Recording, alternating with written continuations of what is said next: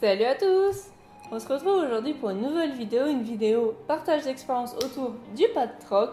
Donc je vous avais fait un haul sur ce que j'avais acheté au pad troc. Là je vous fais le partage d'expérience du pad troc côté achat et la prochaine fois ce sera côté vente. Si tu n'as pas vu ma vidéo haul, si tu es curieux de voir ce que j'ai acheté, je te mets le lien en barre d'infos. Et sans plus attendre, c'est parti!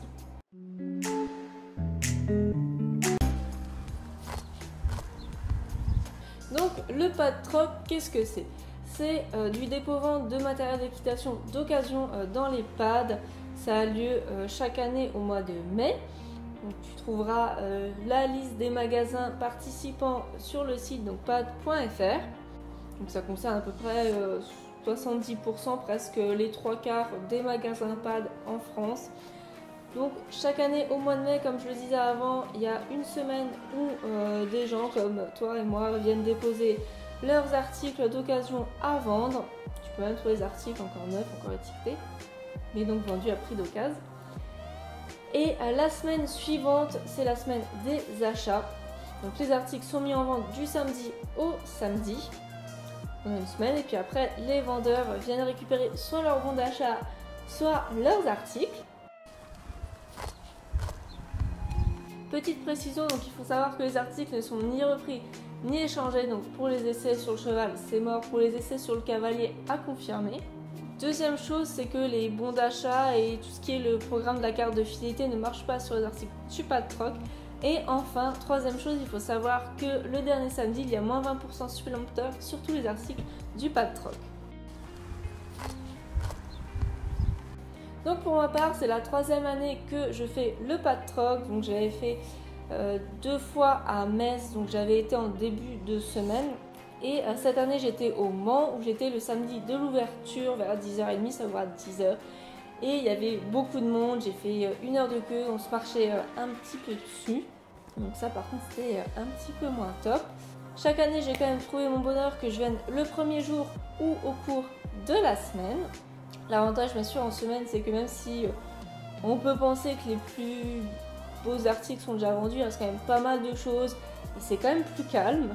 Et en plus, tu ne fais pas de queue à la caisse, ce qui est plutôt sympa. Parce que quand tu mets 20 minutes à regarder les articles qui t'intéressent, ou même quand tu mets 5 minutes parce que tu cherches un seul article en particulier, et qu'après tu fais 1 heure de queue, c'est un petit peu embêtant. Donc bien sûr, le pad troc, on le fait souvent parce qu'on espère trouver la bonne affaire. Et franchement, il y en a à faire, des bonnes affaires.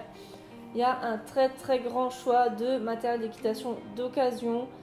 Ça peut être l'occasion un petit peu abîmée, mais souvent c'est quand même en bon état. On peut trouver des choses presque neuves à prix réduit, des choses en très bon état. Et à moins 50% du neuf qui ont peut-être servi 2, 3, 4, 5 fois. C'est aussi l'occasion de trouver chez Pad d'autres produits que les magasins vendent habituellement. C'est l'opportunité, dans le même esprit, de trouver des articles d'occasion sans avoir l'inconvénient d'internet, puisque souvent quand on achète d'occasion, c'est sur internet, donc vous ne voyez pas l'article, vous avez les frais de port, vous vous déplacez ou même vous payez, je sais pas, 5 € de frais de port par exemple pour un seul article, parce que là vous avez vraiment un grand choix d'articles. Vous pouvez vraiment repartir avec 2, 3, 4, 5 articles, voire plus. Vous pouvez par exemple faire votre stock de couverture pour l'hiver, qui va avec si vous avez acheté une nouvelle selle. Vous pouvez acheter plein de choses si vous venez d'avoir votre cheval, etc. Donc c'est vraiment, je trouve, un truc à faire. En plus de ça, l'avantage que vous n'avez pas quand vous achetez en occasion d'habitude, c'est que vous pouvez bénéficier des conseils des vendeurs, puisque les vendeurs savent tout ce qui a été déposé, vous vous orientez, ils vont pouvoir vous conseiller sur le choix du matériel, vous montrer un petit peu ce qu'ils ont, chercher pour vous telle ou telle taille si vous demandez. C'est ça que c'est quand même intéressant. Petits inconvénients par contre, comme je le disais avant, les articles ne sont ni repris ni échangés. Donc parfois, il faut quand même faire attention à ce qu'on achète, à pas regarder trop vite parce que ça peut arriver qu'on regarde un peu vite, c'est en super état, et puis en fait il y avait un petit défaut qui était pas trop visible, mais visible quand même. Ça veut pas dire que vous allez vous faire arnaquer ou quoi, simplement faire un petit peu attention parce que parfois il y a des petits défauts, on le voit pas forcément. Par exemple, moi j'ai acheté un filet où il manquait les montants. C'est pas le problème puisque de toute façon je l'ai acheté pour le frontal. Donc j'avais vu qu'effectivement il n'y avait pas les montants, c'était précisé sur l'étiquette. Mais si on passe un peu vite, on est un peu bousculé, on regarde pas trop, on peut prendre en pensant qu'on a un filet. Ah mince, il manque les montants. Petit bémol également, c'est que du coup on peut pas essayer à son cheval et ramener si ça va pas, puisque on peut pas ramener. Faut être sûr que ça aille ou que ce soit une très bonne affaire ou qu'on puisse trouver une solution si ça va pas. Donc soit donner à quelqu'un, revendre facilement, faire des trous. En plus, si c'est du cuir, acheter en pensant pour un cheval et puis finalement si ça va pas, ben, je connais un cheval à qui ça peut aller, etc. Vraiment sûr de sa taille et de pas se tromper parce que justement on peut pas ramener le matériel. Petite chose, alors ça va vraiment dépendre des endroits, des années, des gens qui ont déposé. Vous pouvez avoir du très bon matériel en super état, vraiment pas cher. Vous pouvez avoir vraiment des choses de marque, comme vous pouvez avoir des choses très basiques, pas en super état, qui sont parfois encore un petit peu chères par rapport à ce que ça peut valoir en occasion. J'ai envie de dire, faut pas y aller en s'attendant à quelque chose de particulier en disant bah, je vais trouver le dernier tapis à la mode, je vais trouver la super affaire. Faut vraiment y aller en s'attendant un peu à rien et voir sur quoi on peut tomber, parce que parfois quand on a des attentes on peut être déçu parce que ça dépend vraiment de ce que les gens déposent, donc c'est quand même assez aléatoire.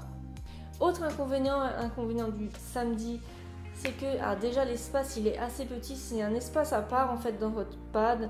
Ça dépend des pads, il y en a qui vont installer une tonnelle, il y en a qui vont avoir un petit local à l'arrière où ils mettent habituellement leur stock, que sais-je. Et du coup, c'est des espaces vraiment très petits. Alors, quand tu viens faire ton stock de couverture, que tu as 3 couvertures en main et que tu dois finir un passage, c'est un peu chiant, faut dire ce qui est. Après, en plus, il y a beaucoup de queues le samedi. C'est dommage, je trouve, qu'ils ne mettent pas une personne supplémentaire à la caisse, surtout qu'il paraît que c'est ça chaque année et que j'en ai entendu beaucoup le dire dans beaucoup de pads différents. C'est dommage qu'ils n'emploient pas une personne juste pour le premier et le dernier samedi où il y a vraiment du monde, pour avoir un peu plus de caisse. Après c'est vrai qu'avec les ordi je sais pas si c'est très faisable, mais peut-être avec une tablette, j'en sais rien.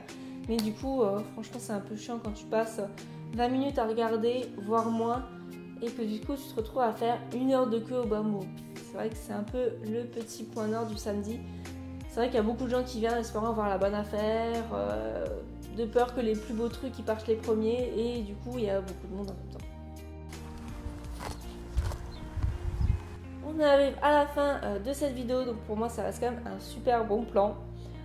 Après je sais que pour certains c'est un peu loin, pour certains c'est un peu difficile d'y aller entre le samedi au cheval et la semaine en cours. C'est vrai que c'est un peu compliqué à ce niveau-là, du fait que c'est fait en mai, mais je pense que s'ils le font en mai aussi, c'est pour pas avoir les vacanciers, les gens qui vont à la mode, s'ils le faisaient en juillet ou en août. Après, peut-être qu'ils pourraient essayer de le faire en avril pendant les vacances scolaires, peut-être que ça marcherait mieux, peut-être qu'il y aurait plus de gens qui pourraient venir. Ça, dites-le la prochaine fois que vous irez au pad. Après, il faut quand même savoir que les dates sont nationales, donc les magasins suivent le mouvement. Petite précision pour ceux qui ne le savent pas, il y a certains magasins, alors ils sont quand même assez rares en France, il doit y en avoir peut-être une petite dizaine à faire un pad troc permanent. Alors par contre, j'ai jamais testé, donc si quelqu'un a testé, dites-le moi en commentaire ce que ça donne. Est-ce qu'il y a vraiment du choix? Je pense qu'il y a quand même moins de choix parce que le fait que ce soit une opération ponctuelle et pas de troc annuel, on va dire, fait que tout le monde vient en même temps. Tandis que là, c'est un petit peu plus au compte-gouttes, peut-être, je sais pas. Donc, dites-moi en commentaire si vous avez déjà testé le pad troc permanent, ce que ça donne autant côté achat que côté vente. N'hésitez pas si vous avez déjà participé au pad troc normal, entre guillemets, à me dire ce que vous en avez pensé, si vous avez fait des bonnes trouvailles, également ce que vous avez pensé en tant que vendeur, et on se dit à très bientôt pour une nouvelle vidéo. Salut à tous!